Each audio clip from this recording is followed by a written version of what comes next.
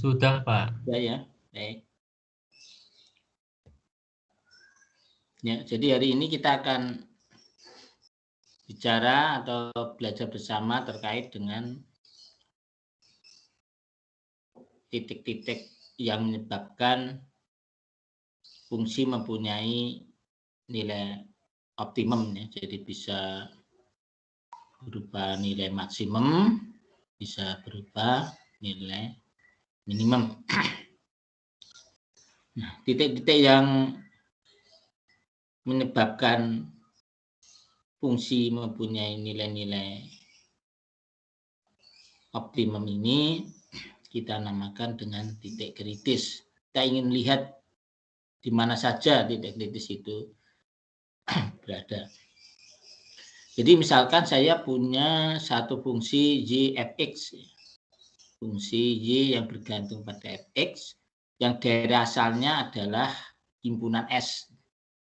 Himpunan S. Jadi x-nya berada di antara A hingga B. Di S ini. Maka kita bisa mempertanyakan pertama, apakah y fx ini mempunyai nilai maksimum atau nilai minimum. Jadi bisa maksimum, bisa minimum. Ini bisa kita pertanyakan karena tidak setiap fungsi mempunyai nilai tersebut di daerah asalnya. Jadi kalau x-nya berada di S, belum tentu y-nya itu punya nilai maksimum maupun nilai minimum. Oleh sebab itu kita perlu pertanyakan apakah dia punya apa enggak. Yang kedua, seandainya dia punya, di titik mana harga maksimum dan harga minimum ini bisa dicapai. Apakah di titik ujung, apakah di titik yang lain. Kemudian yang ketiga, pertanyaan kita, jika y fx ini ada, maka kita perlu mempertanyakan berapa nilainya. Jadi di sini fx-nya berapa. Misalnya c-nya adalah x sama dengan c yang menyebabkan fx-nya maksimum, ya fc-nya berapa? Nanti kita pertanyakan di situ. Oke. Itu pertanyaan umum terkait dengan fungsi maksimum minimum terhadap y fx di suatu daerah asal S. Misalkan S ini domain dari F yang memuat titik C. Jadi C-nya ini berada di S. Maka bisa kita katakan bahwa FC ini nilai maksimum. Jadi di sini nanti ada FC ya. Kalau C-nya berada di S, FC-nya ini adalah maksimum. Nilainya maksimum. Jika FC-nya ini lebih besar dari seluruh Fx, di mana X-nya ada di S. Kemudian yang kedua, FC-nya di sini, misalnya C-nya ada di sini, C-nya ada di sini, ini ada FC-nya di sini. Maka FC ini disebut nilai minimum.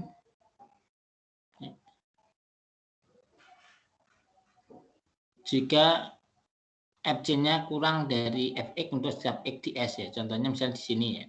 Ini C-nya, ini FC-nya. Nah, FC di sini ini kan selalu kurang dari seluruh Fx untuk seluruh X-nya di S. Maka FC-nya ini yang ada di ujung kiri ini disebut nilai minimum dari F. Nah, kemudian kalau C-nya berada di ujung kanan, ya, ini kelihatan di sini, contoh di Fx ini, maka FC ini disebut sebagai nilai maksimum dari Fx. Nah, fungsi maksimum dan minimum ini tidak selalu berada di titik ujung, kadang-kadang ada di tengah. Jadi intinya nanti kalau FC-nya ini selalu lebih besar dari Fx untuk setiap X di S ya dia maksimum, kalau paling kecil ya berarti dia minimum. Nah, FC yang berupa nilai maksimum dan nilai minimum ini dinamakan sebagai nilai ekstrim atau nilai optimum, nilai ekstrim dari Fx. Ekstrim dari Fx. Jadi bisa ekstrimnya bisa berupa maksimum, bisa berupa ekstrim minimum. Sedangkan fx yang kita cari fungsi maksimum dan minimumnya ini kita namakan sebagai fungsi tujuan. Ini fungsi tujuannya. Sekarang kita pertanyakan terkait dengan keberadaan nilai ekstrim. Kita tanya nih, letaknya di mana nih? Apa di titik ujung? Apa berada di antara titik-titik tersebut? Jadi jika y(f(x) mempunyai nilai ekstrim, bisa maksimum, bisa minimum pada S. Seandainya iya, ya ini akan kita lihat keberadaannya di mana. Pertama, bahwa fungsi y sama dengan fx ini bisa mempunyai maksimum dan bisa juga mempunyai minimum, atau bisa tidak kedua-duanya. Semua ini tergantung pada himpunan asal S ini. Jadi nanti ini himpunan tertutup atau terbuka, ini akan menentukan maka dia mempunyai maksimum atau minimum. Kemudian yang kedua bisa juga tergantung pada bentuk fungsi fx-nya. Jadi di samping kita bergantung pada daerah asalnya, maka keberadaan nilai ekstrim maksimum minimum ini juga tergantung pada bentuk fungsinya. Tidak sembarang himpunan tertutup akan menghasilkan maksimum atau minimum. Jadi kita lihat di sana. Contoh misalnya saya punya fungsi y sama dengan seper x. Y sama dengan seper x. Kalau saya gambar, tentunya menurun dari kiri ke kanan. Jadi makin besar x-nya, y-nya makin kecil. Kalau S-nya itu adalah himpunan tertutup X antara 1 hingga 3, jadi himpunan X yang berada antara bilangan 1 sampai dengan 3, jadi ini bilangan 1 dan 3-nya ini masuk ke himpunan S, himpunan tertutup di sini. Maka kita bisa menentukan bahwa maksimumnya adalah 1/1. Di sini titik X sama dengan 1 menghasilkan nilai maksimum. Nilai minimumnya adalah 1/3 kalau S-nya 1 sampai dengan 3. Himpunan tertutup yang dibatasi oleh batas kiri 1 dan batas kanan 3 menghasilkan maksimum di ujung kiri dan menghasilkan minimum di ujung kanan untuk fungsi y sama dengan seper x. Tapi kalau S-nya saya ganti dengan himpunan buka mulai dari 0 sampai tak hingga, maka bisa kita lihat bahwa fungsi ini tidak mempunyai maksimum dan tidak punya minimum. Jadi nolnya kan nggak ikut, jadi Anda tentukan bilangan yang sangat dekat dengan 0 akan tetap ada bilangan yang lebih kecil. Anda tentukan bilangan yang sangat besar, maka Anda akan ada X yang lebih kecil dari bilangan sebelumnya, kan pembaginya yang lebih besar. Ya. Jadi kalau ini non buka mulai dari 0 sampai tak hingga malah nggak punya maksimum, nggak punya. Tapi kalau saya bikin S-nya ini himpunan setengah buka mulai dari 0 sampai 3, di mana 3-nya ini ikut berada di S, jadi sebagai batas atasnya. Maksimumnya dari S adalah 3, maka maksimumnya tidak ada. Di sini ini fx-nya tidak pernah mencapai maksimum karena Anda tentukan bilangan yang sangat dekat dengan 0, tetap ada bilangan yang lebih kecil dari itu. Sementara seper x-nya akan lebih kecil dari bilangan yang lain. Jadi maksimumnya ini tidak ada, naik tanpa batas. Sementara minimumnya ada, minimumnya yakni 1/3. Jadi kalau ini dilihat dari sini akan kelihatan kalau y sama dengan seper x, maka adanya maksimum dan minimum ini sangat bergantung pada pendefinisian dari daerah asal S ini. Ya.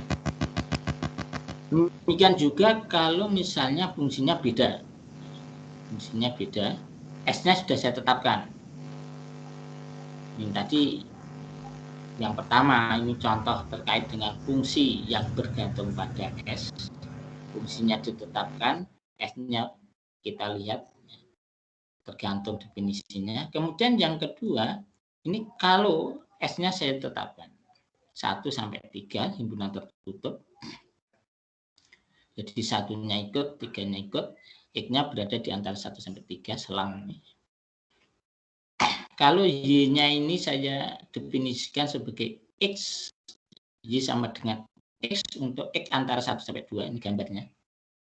1 sampai dengan 2, tapi satunya ikut, tapi 2-nya nggak ikut ya. Jadi di sini satunya ikut. X2-nya nggak ikut.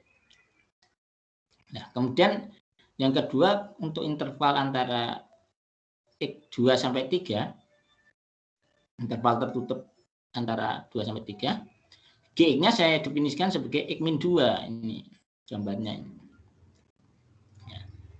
Maka kita bisa melihat bahwa nilai maksimumnya nggak ada. Anda akan, fungsi ini akan naik sampai ke titik mendekati 2, tapi nggak pernah mencapai angka 2 untuk yang pertama ini.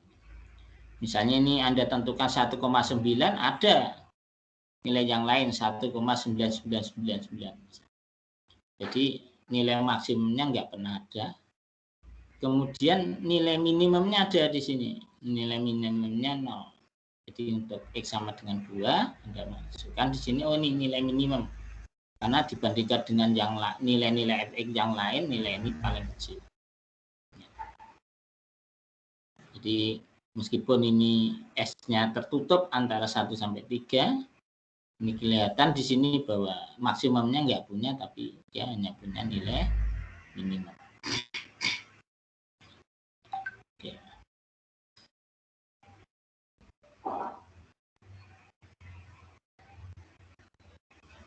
Nah ini Anda juga bisa mendefinisikan sebenarnya. Misalnya suatu ketika Anda bisa bikin pendefinisian ini, bisa saja ini tidak punya maksimum, juga tidak punya minimum, bisa. Misalnya saya definisikan Y-nya X-2 untuk X antara 2 sampai dengan 3, tapi 2-nya nggak ikut. Kemudian Anda definisikan F2-nya adalah 1. F2-nya 1. Maka nanti akan kelihatan bahwa dia tidak punya maksimum, dan juga bisa juga dia tidak punya minimum. Kalau 2-nya nggak diikutkan loh ya. Kalau X-2-nya nggak diikutkan di sini, tapi F2-nya didefinisikan bisa saja sama dengan setengah atau sama dengan 1. Jadi nanti meskipun S-nya ini tertutup antara 1 sampai 3, bisa dia tidak punya maksimum, dia bisa juga tidak punya minimum. Kalau misalnya ini nanti saya definisikan Y-nya X untuk X antara bilangan 1 sampai 2, satunya ikut. Kemudian X-2 jika X-nya lebih besar sama dengan 2, lebih kecil atau sama dengan 3. Kemudian Y-nya sama dengan setengah untuk X sama dengan 2 misalnya. Maka nanti bisa jadi ya, di sini nanti akan tidak punya maksimum dan tidak punya minimum. Jadi semua tergantung pada pendefinisian dari fungsinya. Jadi meskipun dia berada pada interval tertutup, dia bisa punya minimum, nggak punya maksimum. Bisa juga dia tidak punya maksimum dan tidak punya minimum. Jadi tidak selalu. Tidak selalu. Oke.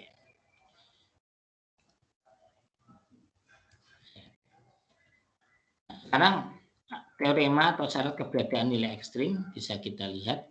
Kalau Y-nya itu kontinu, ya, contohnya ini kontinu, awas, Y-nya kontinu, pada selang tertutup AB, jadi ini A-nya ikut, B-nya juga ikut di dalam interval ini, pada selang tertutup dari A hingga B.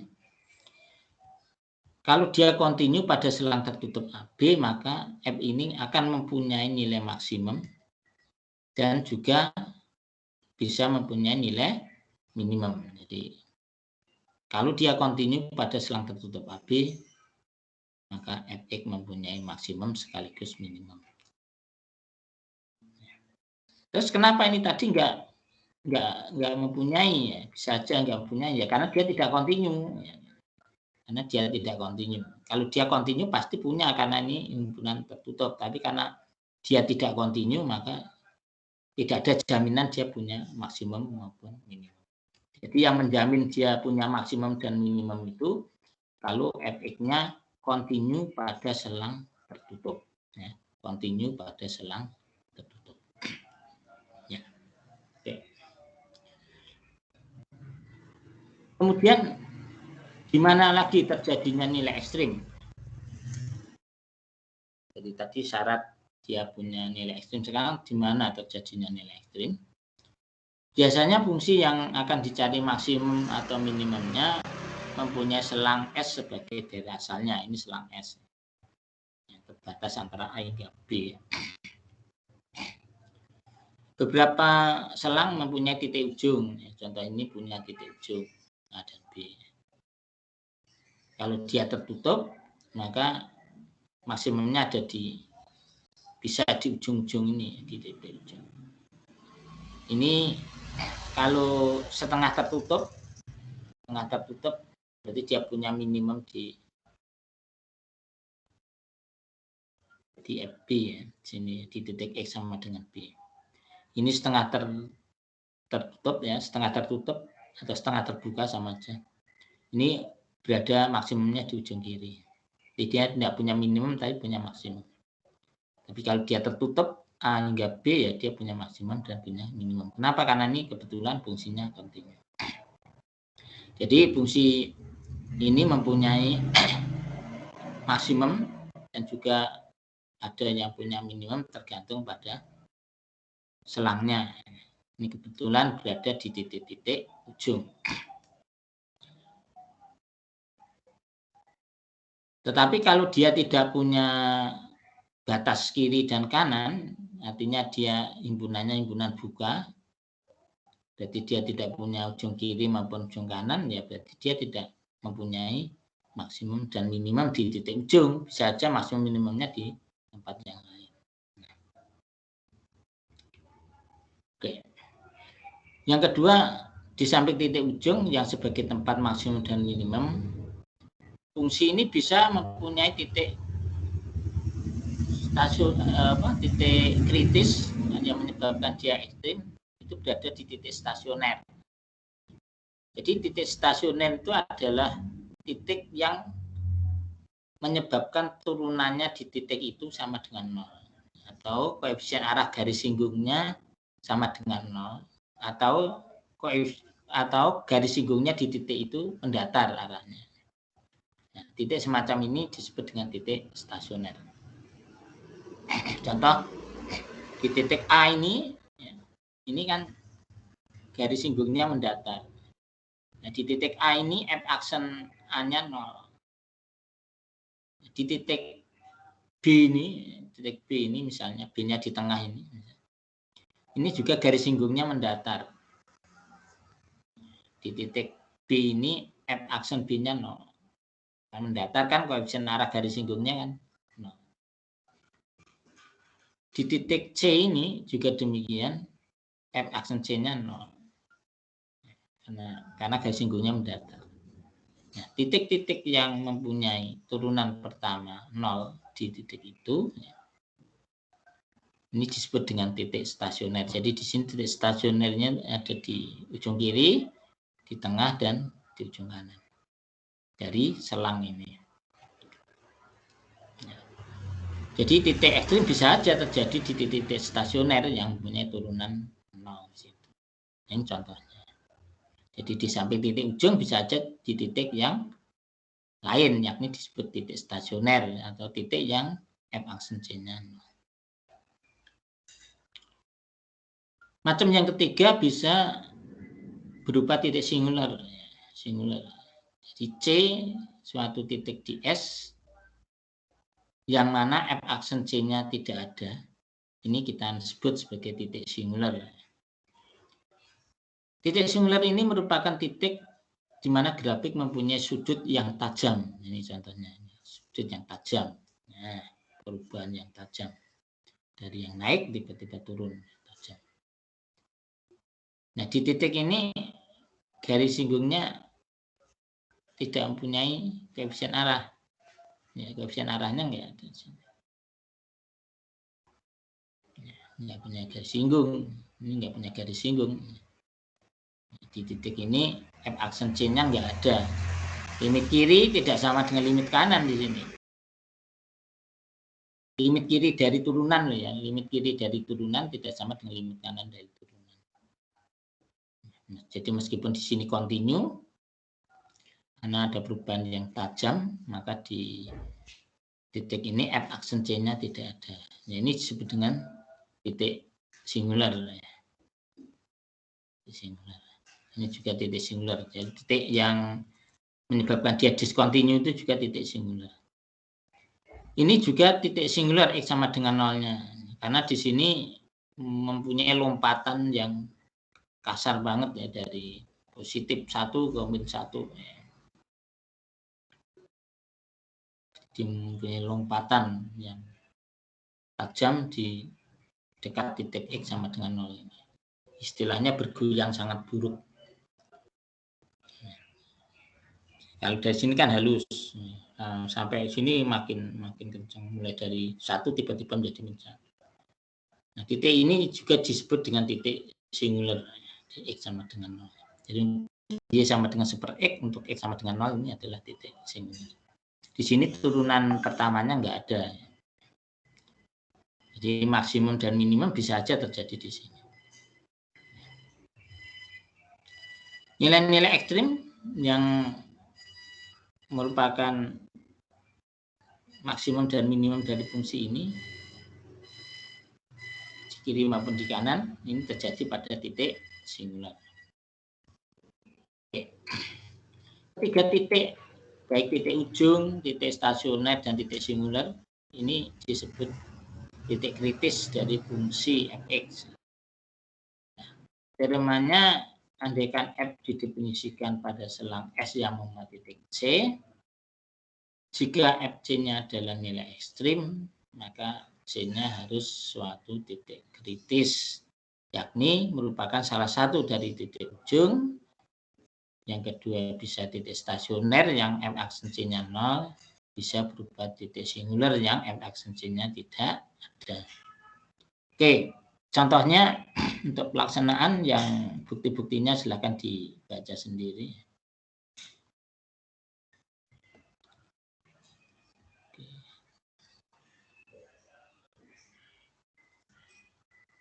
Oke. Kalau misalnya saya punya soal, besarkan ya. Jadi diketahui dua pojok segi 4 siku-siku berada pada sumbu X. Dua seginya berada pada sumbu X. Dua pojok lainnya ada di fungsi Y sama dengan 12 min E kuadrat di sini. Segi 4. Kemudian Y-nya saya tetapkan tidak pernah negatif, berarti fungsinya di atas sumbu X. Berapa ukuran segi 4 semacam ini yang mempunyai luas maksimum? Jadi di sini fungsi sasarannya adalah fungsi luas. Fungsi sasarannya adalah fungsi luas. Sementara X-nya bisa kita tinjau mulai dari 0 sampai 2. 0 sampai 2. 0 sampai titik kanan ini ya, ujung kanan ini. Kemudian nanti karena ini simetris kan bisa luasnya adalah 2 kalinya. Di sini fungsi sasarannya adalah fungsi luas. Kita lihat di sini nanti kalau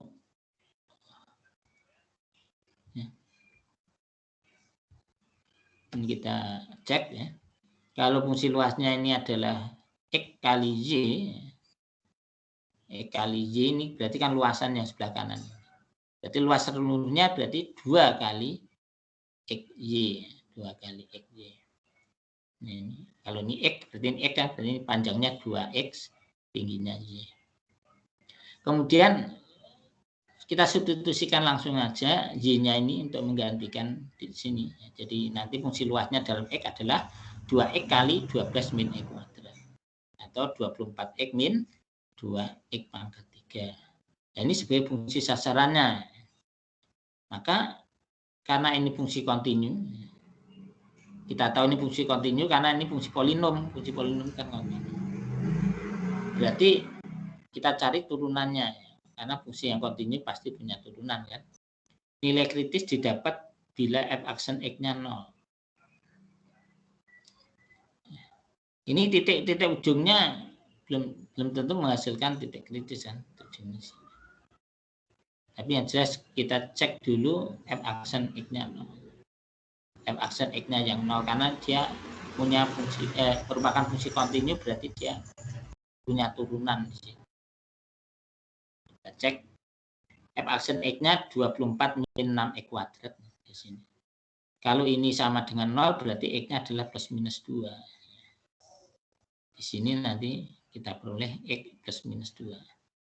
Ambil yang positif saja, x-nya ambil yang positif saja, nanti tinggal 2 kalinya. Titik potong fungsi untuk x-nya sama dengan 2 akan menghasilkan y-nya adalah, kita potongkan di sini. Y sama dengan 12 min x kuadrat. Titik potongnya terhadap sumbu x. Ya, di sini di ujung sini sampai ini. Kita peroleh ujung kanan 2 akar 3. Ujung kiri min 2 akar 3. Ini titik potong dengan sumbu x. Nah, kita sekarang punya daerah asal. Yakni selang antara 0 sampai dengan 2 akar 3. Jadi x-nya ini kan berada dari 0 hingga 2 akar 3. Mana yang menyebabkan dia mencapai luas maksimum. Ya. Jadi kalau yang di belah kanan maksimum, nanti yang sebelah kiri pun juga akan maksimumkan simetri. Ya. Kita tinjau yang sebelah kanan saja. Ya. Oke. Jadi di titik ini hasilnya 2 ya, pojok ini. Kemudian yang sudut yang kanan ini adalah 2 akar 3. Ya. Oke. Ketika y-nya sama dengan 2 akan kita peroleh, ketika x-nya sama dengan 2 maka y-nya akan kita peroleh 8.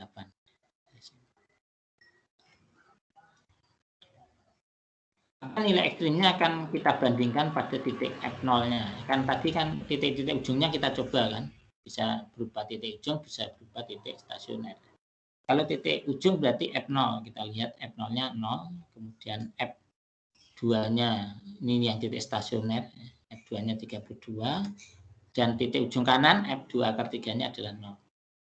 Ya, ini memperlihatkan bahwa maksimum adalah di titik stasioner. Jadi nilai ekstrim maksimum adalah 32 terjadi di X sama dengan 2 dan Y-nya 8. Oke. Ya. Ini contoh yang kedua, misalnya seorang petani bermaksud memagari 2 kandang berbentuk segi 4 siku-siku yang berdampingan, identik. Masing-masing luasnya 900 meter persegi. Pertanyaannya adalah berapa X dan Y agar kawat yang diperlukan sesedikit mungkin misalnya. Ya. Maka di sini kita bisa melihat fungsi sasarannya adalah luas 2X kali Y. Panjang kawatnya mau diminimumkan kan, panjang kawatnya mau diminimumkan. Ini sebagai fungsi sasarannya, ini panjang kawat ini fungsi sasarannya, maaf. Fungsi sasarannya adalah panjang kawat mau diminimumkan. Ini fungsi luas yang kita ketahui. Jadi karena luasannya ini diketahui masing-masing 900 persegi, maka dua-duanya ada 1800. Sehingga dari sini akan kita peroleh nilai Y-nya yakni 900 per X. Ini nanti yang kita masukkan ke fungsi sasaran. Panjang kawat ini kan berarti kan ini X, atasnya juga X dan X, Berarti ada 4X ditambah Y-nya ada 3, 1, 2, 3. Jadi 4X plus 3Y. Y-nya tak ganti dengan 900 per X. Nah, karena ini juga fungsi polinom, maka ini bisa kita cari turunannya. Turunan dari Fx ya, adalah F aksen X. Ini menjadi 4 min 2700 per X kuadrat. Dengan menetapkan turunannya sama dengan 0, ya, karena di sini kan fungsi minimum itu bisa terjadi di titik ujung, bisa terjadi di titik stasioner, karena ini fungsi polinom. Fungsi ini mencapai nilai ekstrim jika F aksen X-nya 0. Atau dengan kata lain, kita peroleh nilai X-nya adalah 15 akar 3. Kemudian nilai 15 akar 3 ini kalau kita masukkan ke fungsi Y yang 900 per X ini akan kita peroleh Y-nya 20 akar 3. Jadi kalau X dan Y-nya ketemu, maka panjang kawat akan bisa kita temukan, yakni 120 akar 3. Anda bisa bandingkan nilai Fx ini di titik-titik ujung dan di titik 15 akar 3, 20 akar 3. Nanti akan Anda peroleh bahwa ini adalah titik minimum. Ini salah satu contoh dari penggunaan maksimum dan minimum. Silakan, mungkin ada yang perlu dipertanyakan. Kemudian tentang maksimum minimum ini saya persilahkan.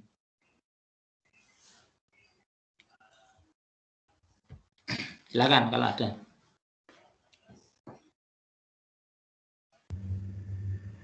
Baik, kalau tidak ada, Pak, iya silakan. tadi di pembahasan contoh soal yang pertama, Pak. Saya tak lihatkan. Yang pertama. Ini ya, berarti ya. Iya benar, Pak. Nah, benar-benar. Gimana? Nah, itu untuk luas Fx-nya itu 2x dikali Y-nya itu dari mana, Bapak? Yang 2x-nya itu dilihat dari mana? X-nya kan dari 0 sampai ke kanan ini kan. Panjang ini kan. Berarti kalau begitu kan panjang semuanya kan menjadi 2x. Ini X, ini juga X kan. Panjangnya kan sama. Oh, berarti dari luas persegi itu berarti, oh iya benar, dikali Y ya? Kan. Jadi kan luas perseginya kan aslinya kan jadi 2x kan, X-nya hanya 0 sampai ke kanan ini, berarti 0 sampai ke kiri kan juga X juga. Berarti kan 2x kali tingginya Y kan. 2x Y. Benar toh? Iya, Pak. Iya. Baik, terima kasih, Pak. Iya. Ya, soal-soalnya yang ada di Pursel silakan dikerjakan secara kelompok ya. Kan kelompoknya ada, setiap kelompok ada 10, jadi itu kalau soalnya ada 50-an itu misalnya atau 20 itu kan ringan itu kalau dikerjakan secara kelompok. Jangan dikerjakan sendiri, kalau dikerjakan sendiri mungkin ya lelah ya. Kerjakan saja secara kelompok kemudian nanti didiskusikan. Saya sediakan asisten untuk kalkulus 1 ya, jadi nanti silahkan untuk konsultasi dengan asistennya. Kalau nanti tetap kurang jelas bisa konsultasi ke saya. Dimanfaatkan aja asistensinya. Ya.